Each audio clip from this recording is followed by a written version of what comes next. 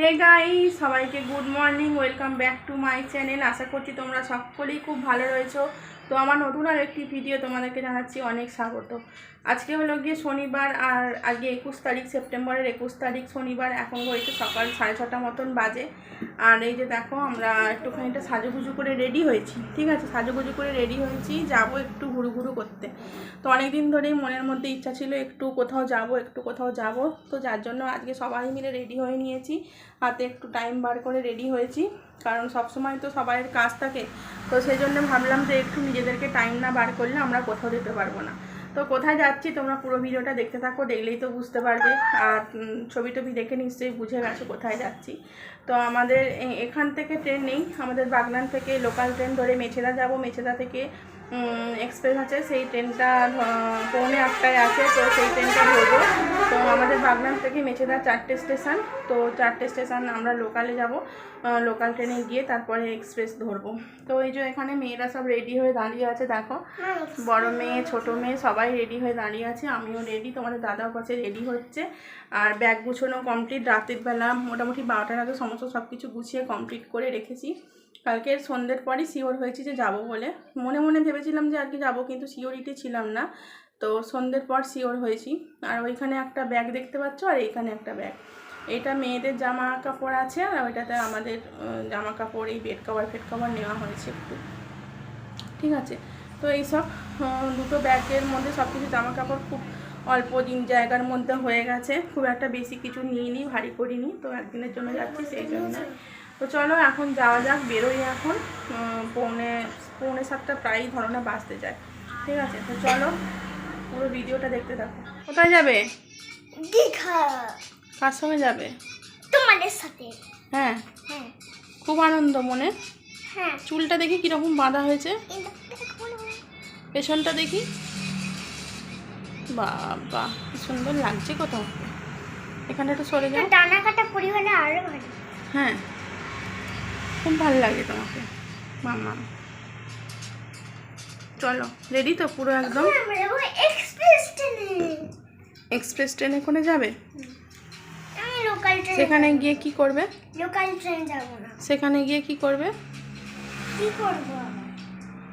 মজা করব, পেয়ারা মাখা খাবো, তারপর ক্রাফট করব, অনেক কিছু কিনবো, পপিট কিনবো, খেলনা ফোন কিনবো।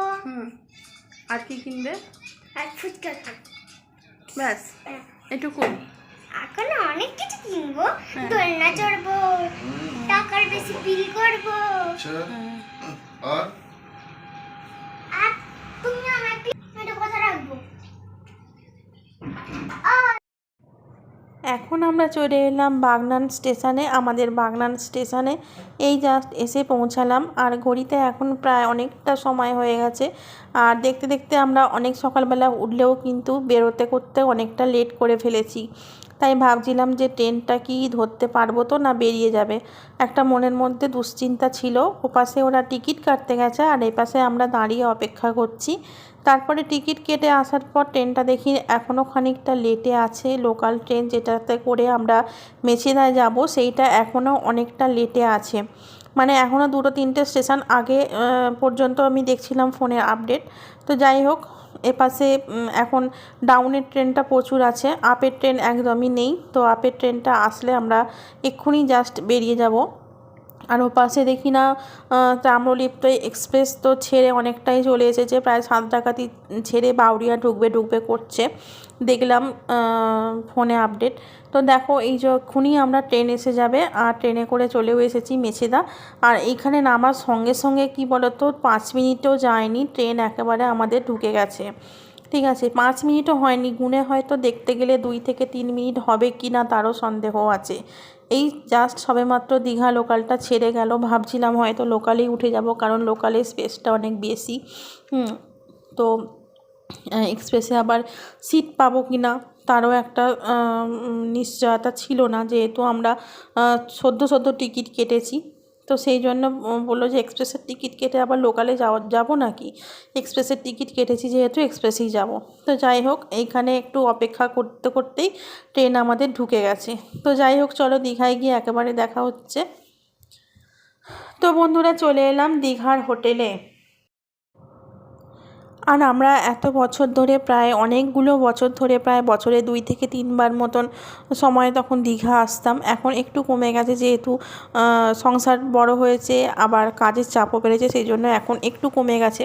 তো আগের বছরে এসেছিলাম, তারপরে আর আসিনি, এবছরটাই আসছি। তো এখন হোটেল পালা অনেক চেঞ্জ হয়েছে, আগের মতন আর নেই।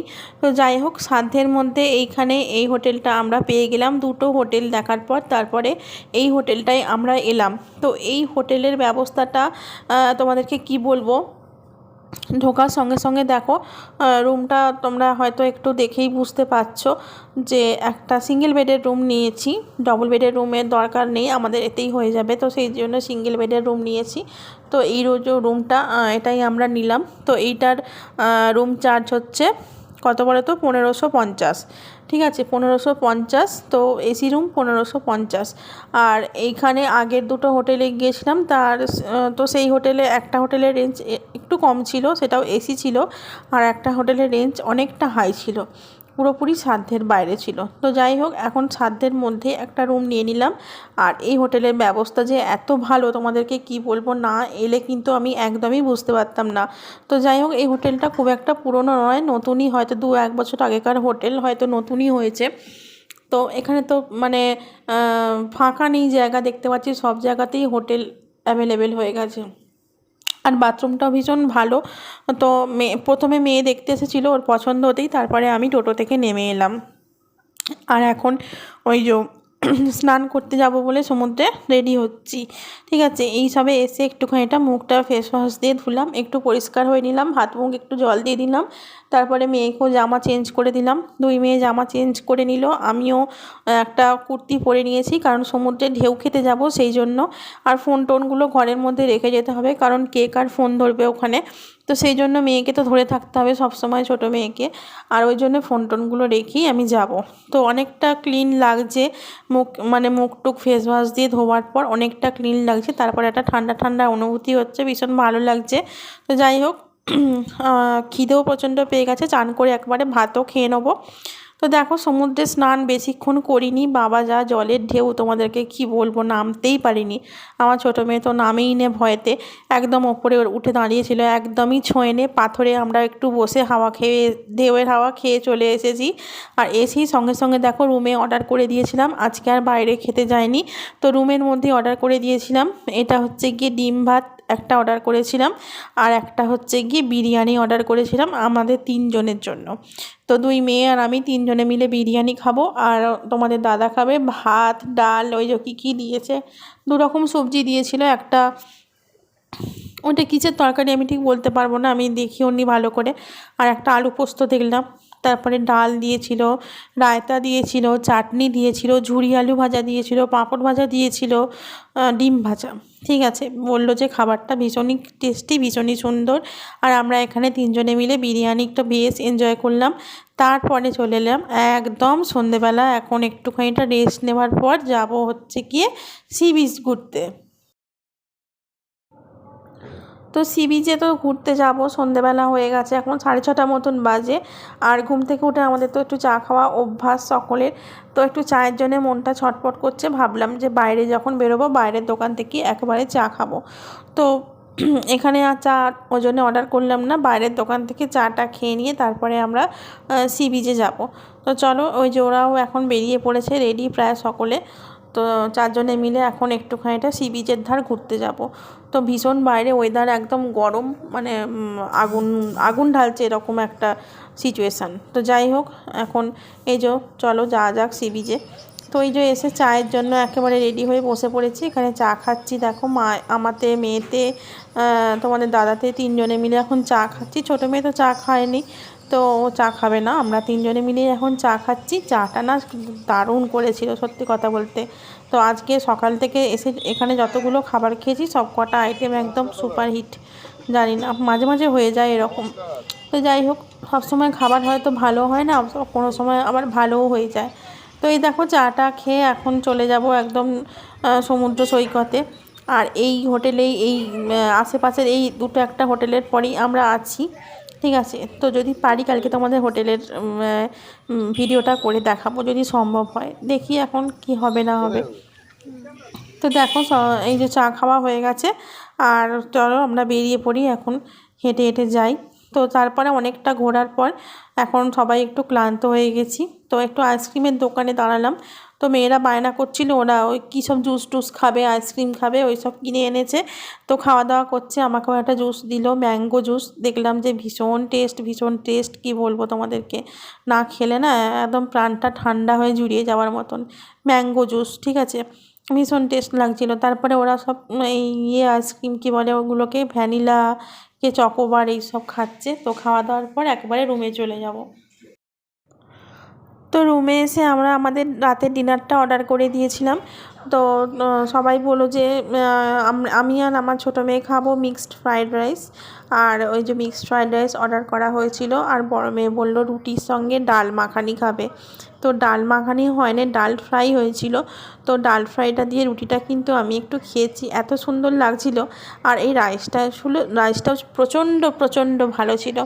তো যাই হোক, এদের হোটেলের ভেতরের রান্নাগুলো যে এত ভালো হয় আমার জানা ছিল না। তো এই প্রথম খাচ্ছি হোটেলের ভেতরে, মানে যেখানে থাকছি সেখানকারই খাবার খাচ্ছি। কোনো বারে কিন্তু হোটেলের ভেতরের খাবার আমরা খাই না, সবসময় বাইরে থেকে রান্না করে খাবারই আমরা খাই আর কি। তো যাই হোক, দারুণ ছিল খাবারগুলো, আর কিছু বলার নেই খাবার সম্বন্ধে। সবাই আমরা পেট ভরে শান্তিতে খেয়ে নিয়েছি। তো খাওয়া দাওয়া করে এবার আমরা শুয়ে পড়বো, ঘড়ির কাঁটা প্রায় 10:30 মতন বাজে। তো চলো বন্ধুরা, সবাইকে good night, tata, sweet dream. দেখা হচ্ছে আগামীকাল আবার একটা নতুন ভিডিওতে। ভালো থেকো বন্ধুরা, সবাইকে টাটা।